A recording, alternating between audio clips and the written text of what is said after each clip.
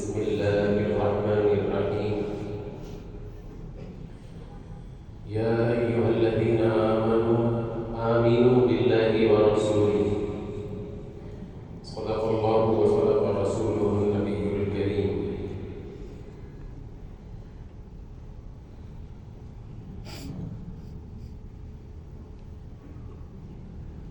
ہم سب کا یہ دعویٰ ہے کہ ہم مسلمان ہیں، مومن ہیں، اور قومی سطح پر بھی ہم ایک مسلمان ریاست کے باشندے ہیں۔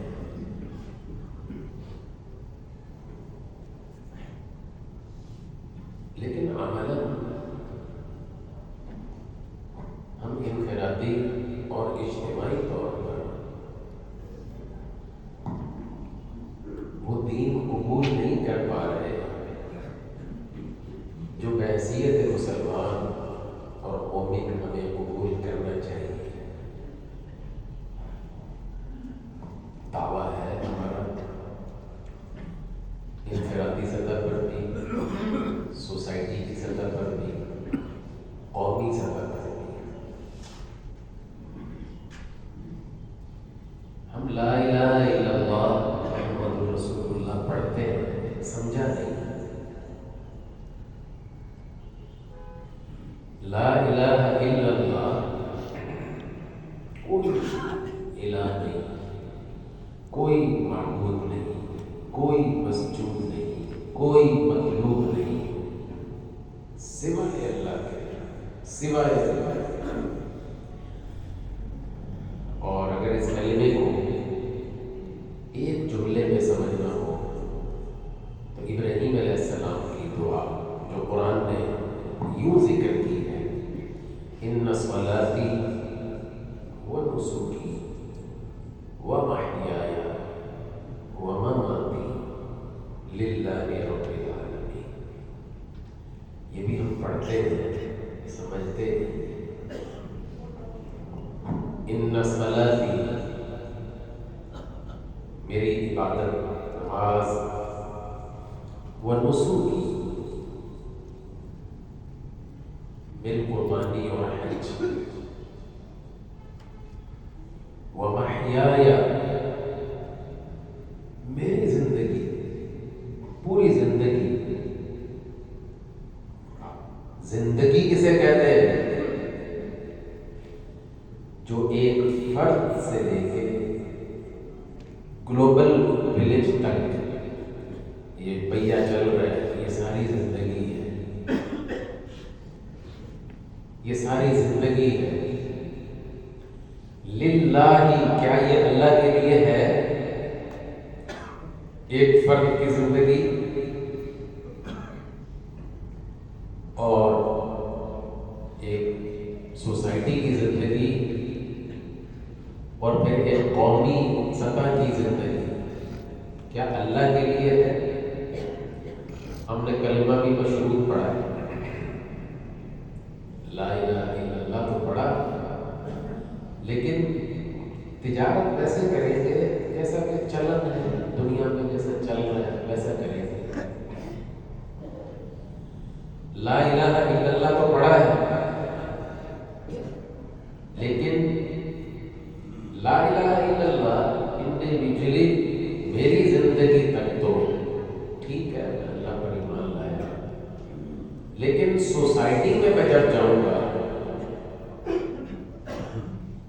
وہ میری خوشی کا موقع ہوگا یا میری غمی کا، جہاں ہم ملتے ہیں۔ دیکھیں، اسلام یہ فرد کا بھی دین ہے، سوسائٹی کا بھی دین ہے، ریاست کا بھی دین ہے، یہ اس کی خوبی ہے۔ تو ایک فرد وہ تھوڑا سا اپنی زندگی کا اگر جائزہ لے تو لا الہ الا اللہ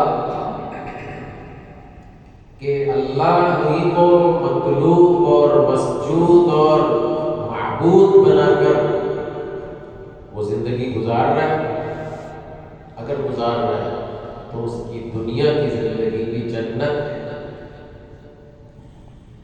اسلام ہمیں جو نظام زندگی دیتا ہے وہ اس دنیا کو بھی جنت بنا دیتی ہے، اس دنیا کو بھی جنت بنا دیتی ہے۔ اگرچہ فوکس اس کا آخرت کی تیاری پر ہوتا ہے، لیکن آٹومیٹکلی خود بخود یہ دنیا کی زندگی بھی اس کی سنورنا اور بڑھنا شروع ہو جاتی ہے۔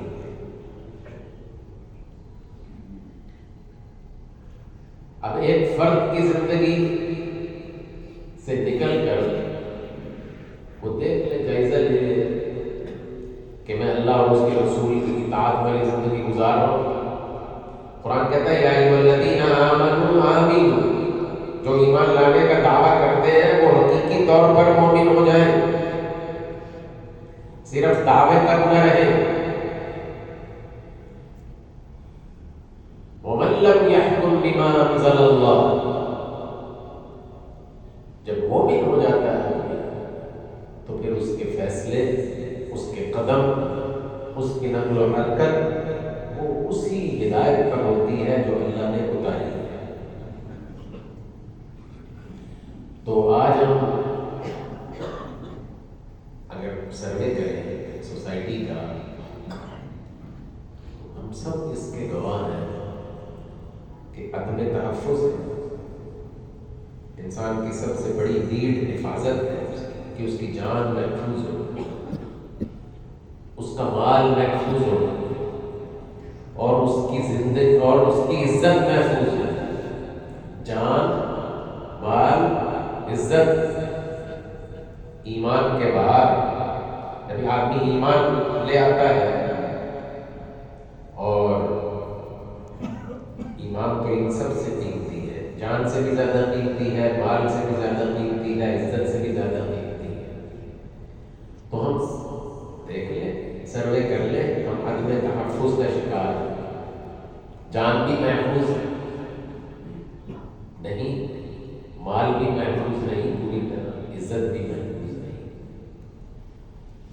اور اس کے ساتھ ساتھ ہماری جو اقدار ہے وہ بھی چیلنج ہو چکی ہے، وہ بھی محفوظ نہیں۔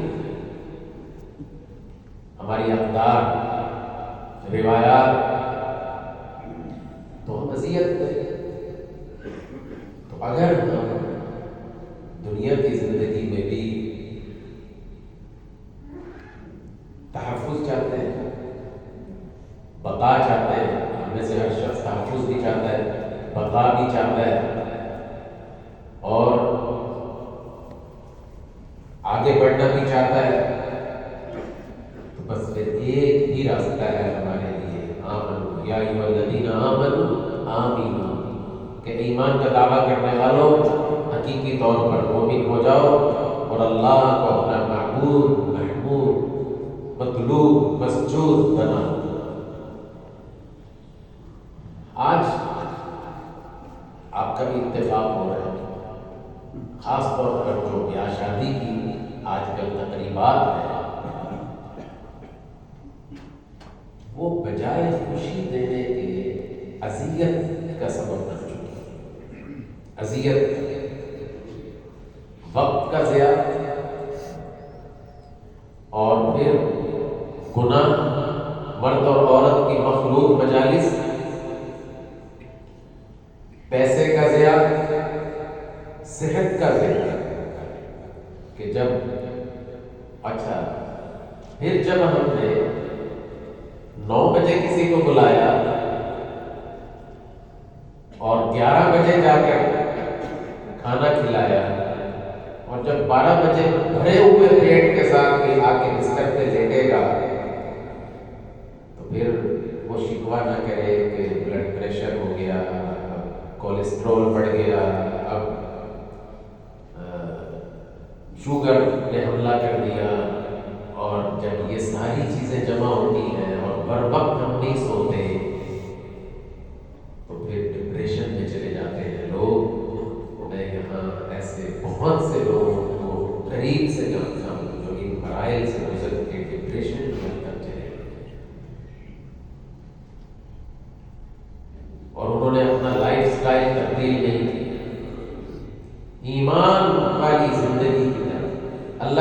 رسول صلی اللہ علیہ وسلم کی حیات طیبہ کی طرف آنا، اور پھر الٹی سیدھی رسومات. مسلمان کسی بھی عمل پر سب سے پہلے یہ سوال کھڑا کرتے، کیا یہ ہمارے دین میں ہے جو ہم کر رہے ہیں؟ دولت کی نمائش کی تو قطعاً کبھی دین نے اجازت دی. ہماری دولت ہماری ضرورت کے لیے نمبر 1 ضروریات پوری ہو جائے، پھر اس سے اوپر کا درجہ ہے ہماری حاجات پوری ہو جائے، اس کی بھی اجازت دی جائے. اس سے اوپر کا درجہ کہ ہماری آسائش ہو جائے، آسانی ہو جائے، اس کی بھی اجازت ہے. ہماری آرائش زیبائش اس کی بھی اجازت ہے، نمائش کی اجازت ہے. رسول اللہ صلی اللہ علیہ وسلم کے بہت سارے فرائض ہیں، اور آج ہم وقت سب سے زیادہ اس پر ضائع کر رہے ہیں کہ وہاں چیزوں کی نمائش ہو رہی ہے، دولت کی نمائش ہو جائے، دیگر چیزوں کی اشیاء کی نمائش ہو جائے، اور اللہ کی نافرمانیاں جب وہاں ہوگی تو بتائیے کہ پھر وہاں خیر و برکت کہاں سے آئے گی؟ خیر و برکت کہاں سے آئے گی؟ آج ہم قومی سطح پر بھی آوارگی کو پروموٹ کر رہے ہیں. آوارگی کو، یہ جو سیلیبریٹ کی دنیا کے لوگ ہیں، ان کے ذریعے سے آوارگی کو پروموٹ کیا جا رہا ہے. شریعت نے جو حدیں قائم کی ہیں مرد اور عورت کی، محرم اور نامحرم کی، یہ حدیں ہمارا تحفظ کرتی ہیں. یہی حدیں گھروں کو اجڑنے سے بچاتی ہیں. یہی حدیں حیا اور پاک دامنی کی ضمانت دیتی ہیں. یہی حدیں ہمیں اعتماد اور تحفظ دیتی ہیں. اور جب ہم ان حدوں کو پامال کریں گے، وَمَن يَتَعَدَّ حُدُودَ اللَّهِ، جو پھر اللہ کی حدوں کو پامال کرے گا، وہ ظالم، وہ اپنے اوپر ظلم ڈالا، وہ فاسق، وہ اپنی اسی شاخ کو کاٹ رہا ہے جس کے اوپر وہ کھڑا ہے. اس لیے بحیثیت مسلمان کوسچن مارک، سوال کھڑا ہو جائے گا کہ یہ کیوں ہے؟ ہماری سوسائٹی جہاں ہم مل بیٹھے ہیں، جہاں ہم اکیلے ہیں، وہاں میرا اور میرا رب، میں اور میرا رب ہے، وہاں بھی ہم اصلاح، وہیں سے اصلاح شروع ہوتی ہے. لیکن امر بالمعروف اور نہی عن المنکر جو اس امت کا دورہ امتیاز ہے، کہ جہاں ہم مل بیٹھیں گے وہاں اگر تو ہمارے پاس دلیل ہے کہ یہ اللہ کے رسول صلی اللہ علیہ وسلم یا قرآن سے ہمیں ملا ہے، ہم نے سیکھا ہے، آمنا. اور اگر نہیں تو کوئی روایت، کوئی رسم، کوئی رواج. رسول اللہ صلی اللہ علیہ وسلم نے حجۃ الوداع کے موقع پر کیا تاریخی جملہ ارشاد فرمایا تھا کہ میں نے آج جاہلیت کی تمام رسموں کو اپنے قوم تلے رونق دیا ہے، اور آج دنیا میں صرف چلن اللہ اور اس کے رسول کی زندگی کا ہوگا، اللہ اور اس کے رسول کی اطاعت کا ہوگا. بس یہ آخری بات ہے. جہاں اللہ کی بات آ گئی وہاں دوسری بات نہیں ہو سکتی. جہاں اللہ کے رسول کی بات آ گئی وہاں کوئی بات نہیں ہو سکتی. یہ ہے لا الہ الا اللہ. اور جب ہم سوسائٹی کی سطح پر لا الہ الا اللہ پر آ جائیں گے تو پھر قومی سطح پر بھی آ سکتے ہیں. پھر قومی سطح پر بھی آ سکتے ہیں. پھر جو ہمارا ایک خواب ہے، ہمارا ایک خواب ہے نا کہ قرآن و سنت اس ملک کا سپریم لا ہو، یہ ہم سب کی چاہت ہے، یہ ہم سب کا خواب ہے. ہمارا نہ ہو، ہم بھول گئے ان لوگوں کا تو خواب تھا نا کہ جنہوں نے تخلیق پاکستان کے خاکے میں اپنے خون سے رنگ بھرا اور جنہوں نے یہ خواب دیکھا تھا کہ قرآن و سنت اس ملک کا سپریم لا ہو، وہ کیسے ہوگا جب تک ہم انفرادی طور پر اور سوسائٹی کی سطح پر، جہاں ہم 4 لوگ بیٹھتے ہیں، جہاں ہم 100 لوگ بیٹھتے ہیں، جہاں ہم 1000 لوگ جمع ہوتے ہیں، ایک یونین کونسل کی سطح پر جہاں ہم 1 لاکھ لوگ رہتے ہیں، اگر وہاں ہم لا الہ الا اللہ نہیں لا سکتے غیر مشروط طور پھر ہم قومی سطح پر بھی لا الہ الا اللہ نہیں لا سکتا، اور ہمارا یہ ابھی سفر عبور نہیں ہو سکا کہ ہم قومی سطح پر بھی وہ دن دیکھیں کہ جب ہم غیر مشروط طور پر یہ دیکھ سکیں کہ ہم لا الہ الا اللہ پڑھ چکے ہیں اور قرآن و سنت ہمارا سپریم لا ہے۔ یعنی جس دن قرآن و سنت ہمارا سپریم لا ہوگا تو گویا کہ اس دن ہم قومی سطح پر حقیقی معنی میں لا الہ الا اللہ پڑھیں گے، محمد رسول اللہ پڑھیں گے۔ ابھی تو مشروط ہے، لفافوں میں لپٹی ہوئی چیزیں پردوں میں مشروط تک مشروط ہے، عملاً ہم اپنے اس نظام عدل کا فائدہ نہیں اٹھا پا رہے۔ ہم نے دیکھا ہے کہ اسلام کا نظام عدل، سبحان اللہ، اسلام کا وہ خوبصورت نظام عدل کہ جس میں صرف مسلمانوں کو نہیں کفار کو بھی انصاف ملتا ہے۔ نظام عدل، نظام انصاف، نظام معیشت، نظام تعلیم، سماجی انصاف، یہ صرف اسلام کے پاس ہے، لیکن اس کا آغاز ہماری ذات سے ہوگا اور پھر ہماری سوسائٹی سے ہوگا۔ ہم صرف لا الہ الا اللہ کو پروموٹ کریں گے انشاءاللہ، کہتے ہیں انشاءاللہ، صرف لا الہ الا اللہ محمد رسول اللہ، انفرادی زندگی میں بھی، سوسائٹی کی سطح پر بھی، اپنی غمی خوشی میں بھی، گھر اور دفتر اور بازار میں بھی، اور قومی سطح پر بھی، صوبائی سطح پر بھی، اور پھر اللہ ہمیں موقع دے گا امہ کے پلیٹ فارم سے انٹرنیشنل سطح پر بھی لا الہ الا اللہ محمد رسول اللہ کو پروموٹ کریں گے۔